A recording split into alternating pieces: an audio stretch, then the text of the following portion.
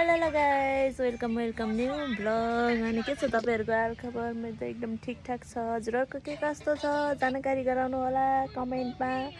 अनि आज चाहिँ के कस्तो भयो दिन हजुरहरुको? अहिले राजनीतिक माहौल कतिको लागिरहेको छ त्यो पनि अवगत गराइदिनु होला। हाम्रो गोर्खामा त खतरा भइरहेको छ, हुनेवाला छ। हे फागुन 21 गते हेर्नलाई म एकदम आतुर रहेको छु। तर देशको बारेमा चिन्ता लिनु भनेको म मेरो घर परिवार, मेरो समाज, मेरो सबैको बारेमा चिन्ता लिनु बराबर हो। एउटा यस्तो व्यक्ति छ जसलाई न देशको चिन्ता छ न आफ्नो चिन्ता छ, बस खाना पाए पुग्यो। केही त बदलौँ, केही त सोचौँ आफ्नो लागि, आफ्नो देशको लागि भन्ने त हो नि है। गर्न त के नै सकिन्छ र सोच्न त सकियो नि त है गाइस। पटक्क बोल्ने त्यो साच्चै त्यो फिगर केपी बा भन्दा नि गइ गएको छ के यो मान्छे त यो मान्छे पुराको उलाई एउटा चाहिँ केपी बा मात्र हो अलिअलि थाहा भएको। अनि धन्दा 2-4वटा नेताहरूको नाम थाहा अहिले चाहिँ, तर उसलाई अहिले के सभा कुन चुनाव भन्ने कुरा उसलाई थाहा छैन। उसलाई त्यसमा इन्ट्रेस्ट पनि छैन। हुनु नि छैन। तपाई त हुनु छैन होइन, एक नम्बरको गफाडी नेता भन्छ के त गर्ने के हैन, पत्र बोलिरहने खालको। त्यस्तो चाहिँ होइन, मलाई नेता बन्ने मन छैन, तर मलाई मन पर्ने नेतालाई चाहिँ म समर्थन गर्न चाहिँ मन लाग्छ है गाइस।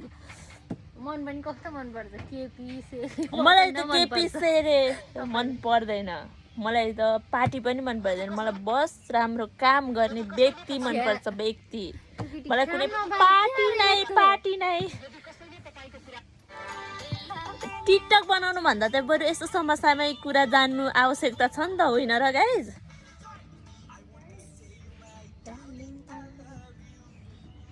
अनि त्यसपछि के भन्छ भने मलाई भ्यालेन्टाइन डे थाहा नै भएन भन्दै स्ट्याटस हाल्छ, जसले चाहिँ मलाई 10 चोटि चाहिँ विश पनि गरेको थिएँ, ह्याप्पी भ्यालेन्टाइन डे भन्दै निब्बानी बिहान गरेको थिएँ, दिउँसो गरेको थिएँ, भाषण बेलामा फेरि एउटा स्टिकर हालेको थिएँ, अनि फेरि बेलुका नि ह्याप्पी भ्यालेन्टाइन। 5 चोटि पुगेन ल भन्नुहोस् त। त्यो औषधि जसरी खुवाइरहेको थियो क्या मलाई मन नपर्दा पनि।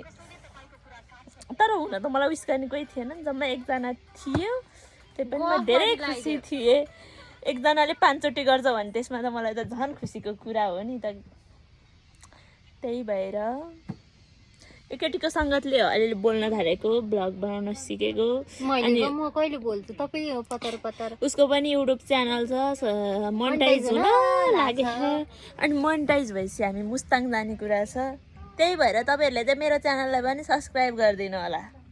च्यानलको नाम रहेको छ कुमारी बा बडा महिना लामी छाने हो, लामी छाने। अनि उसको चाहिँ सेल्फ लर्न सरुना, उसले चाहिँ पढाएको समसामयिक कुराहरू हाल्छ, लोकसेवा सम्बन्धी हाल्छ, कसरी फर्म भर्ने हाल्छ, यी यावत कुराहरू जान्नको लागि चाहिँ सरुना, सेल्फ लर्न सरुना च्यानललाई सब्स्क्राइब गरिदिनु होला। अनि म चाहिँ जेपिटी जे पाउँछ त्यही, जे मनमा लाग्छ त्यही बोल्छु। अल्छी लागेको बेलामा यसो मोबाइल झिकिहाल्छु, तै पनि जाङ्गर आउँछ कि भनेर।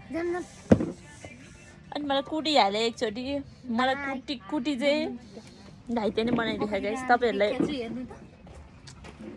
ऊ राम्री देखे छैन है, सबैले भनिदिनु होला। ऊ राम्री पनि छैन, ऊ हाइटी पनि छैन। सिलिम देखेको छु भने आफै मक्ख छ, जबकि मलाई त राम्रो भयो नि फरक पर्दैन, नराम्रो भयो नि फरक पर्दैन। अनि आज हामी दिनभरि के गर्छौँ, कसो गर्छौँ तपाईँलाई देखाउने छु। By by.